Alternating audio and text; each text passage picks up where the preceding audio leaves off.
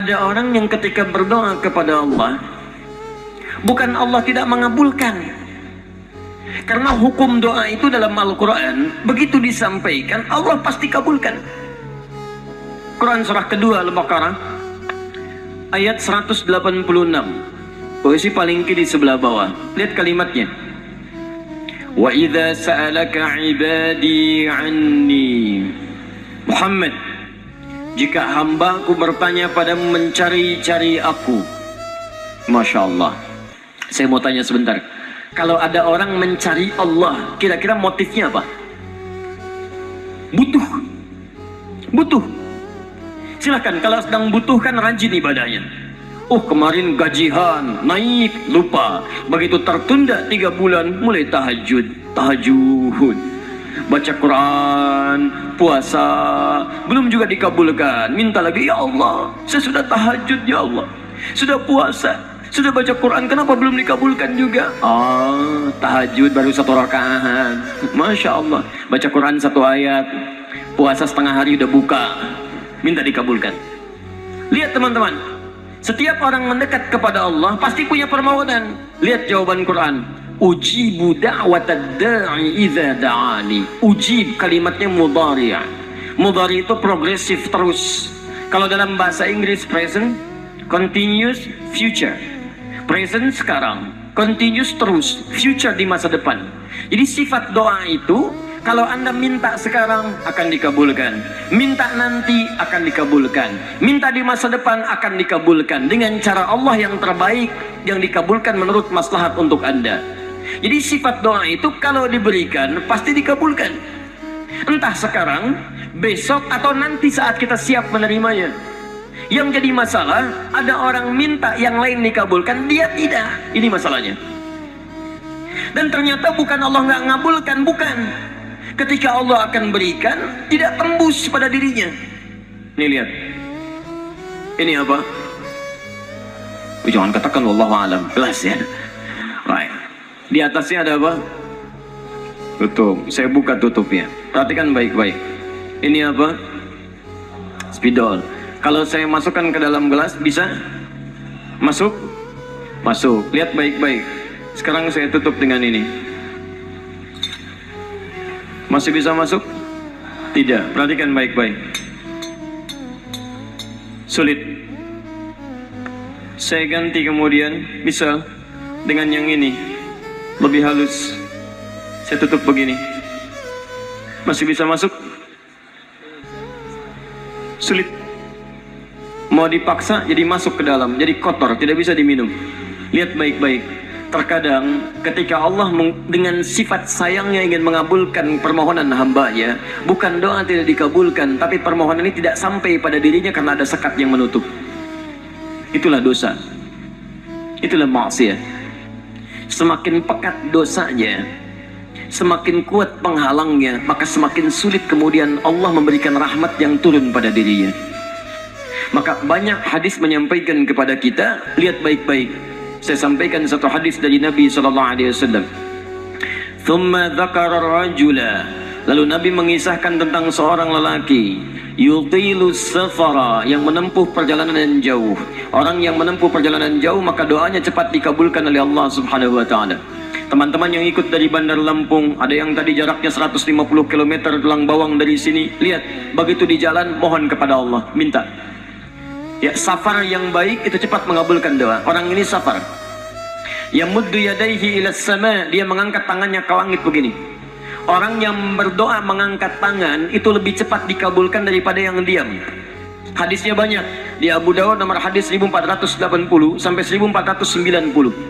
Awas, innallaha hayyun karimun. Allah itu maha pemalu dan maha mulia, dan akan merasa malu kalau meninggalkan hamba yang mengangkat tangan, menurunkan tangannya dalam keadaan hampa. Maksudnya, orang yang mengangkat tangan akan lebih cepat dikabulkan doanya dibandingkan yang diam. 3. Fayaqulu ya Rabb, ya Rabb. Maka dia berkata, ya Rabb, ya Rabb, memohon dengan al-asma'ul husna, sifat rububiyah Allah yang kalau dimintakan dikabulkan. Ya Rabb, ya Rabb. Quran surah ke-17 ayat 110 sampai 111, paling kanan di pertengahan. Lihat baik-baik. Allah menjamin dalam Al-Quran, seseorang yang memohon kepada Allah dengan kalimat-kalimat Al-Asma'ul Husna akan lebih cepat dikabulkan dibanding orang yang langsung memohon kepada Allah tanpa menyebut kalimat Al-Asma'ul Husna. Qulid'ullaha awid'ur rahman ayyamma tad'u falahul asma'ul husna. Kalau Anda punya masalah, sebut nama Allah, bukan mengeluh, atau sebut namanya ya Rahman. Tapi kalau Anda mampu, cari nama-nama Allah yang terbaik sesuai dengan persoalan yang sedang kita hadapi. Namanya Al-Asma'ul Husna. Jadi Asma'ul Husna itu bukan dihafal. Ya Allah, Ya Rahman, Ya Rahim, Ya Malik, Ya Qudus. Boleh dihafalkan. Tapi hafalan ini maksudnya membantu kita untuk bisa memilihnya saat kita membutuhkannya.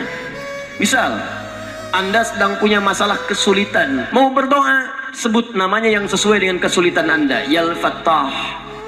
Masalahnya rezeki, sebut Ya Allah Ya Razzaq. Di pekerjaan ada yang ganggu Anda, sebut Ya Allah Ya Jabbar. Anda punya masalah, Ya Allah Ya Sabar. Nggak harus disebutkan semuanya. Ya Allah Ya Rahman, Ya Rahim, Ya Malik, Ya Qudus, ya. Semua disebutkan. Masya Allah. Akhirnya yang tidak diminta pun diberikan. Anda nggak sedang punya masalah, ya sober, ya sober. Sober itu adalah permohonan kepada Allah supaya diberikan kesabaran saat punya masalah.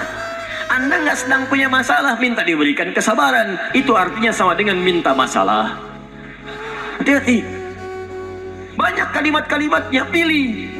Kitab Al-Aqaid Al-Islamiyah, karangan Syekh Sayyid Sabiq, halaman 24-59, posisi paling kanan di pertengahan. Dikisahkan seorang lelaki bermohon kepada Allah setelah dia selesai menunaikan salat. Lihat kalimatnya. Allahumma innaka antal ahadus samad alladzi lam yalid wa lam yulad wa lam yakul lahu kufuwan ahad. Allahumma inni as'aluka an taghfira li. Dia sebutkan al-asmaul husna. Allahumma inni as'aluka innaka antal ahad As-Samad, Al-Asmaul Husna, alladzi lam yalid wa lam yulad wa lam yakul lahu kufuwan ahad. Allahumma inni as'aluka an taghfira li. Mohon ampuni dosa saya, ya Allah. Ampuni saya, ampuni saya. Apa jawab Nabi? At-tadri bimadza tas'al? Tahukah engkau barusan mengucapkan kalimat apa saat berdoa? Kata orang ini, wallahu wa rasuluhu a'lam. Kata Nabi, lihat kalimatnya. Faqad du'ita bi asma'illahil a'zam idza du'iya biha ajaba wa idza su'ila biha a'ta. Kamu baru saja berdoa memohon kepada Allah dengan nama-nama Allah yang paling agung, Al-Asma'ul Husna, yang kalau dimulai doa dengan menyebutkan itu, doa akan dikabulkan, permintaan akan diberikan. Tapi ini aneh. Lihat baik-baik. Orang tadi melakukan 3 hal. Perjalanan panjang, masih ingat? Mengangkat tangan ke langit, membuka dengan Al-Asma'ul Husna, 3-tiganya dikerjakan. Seharusnya doa dia 6 kali lebih cepat dikabulkan oleh Allah dibandingkan doa orang biasa. Tapi apa kata Nabi? Lihat baik-baik. Anna yustajabu lidzalik.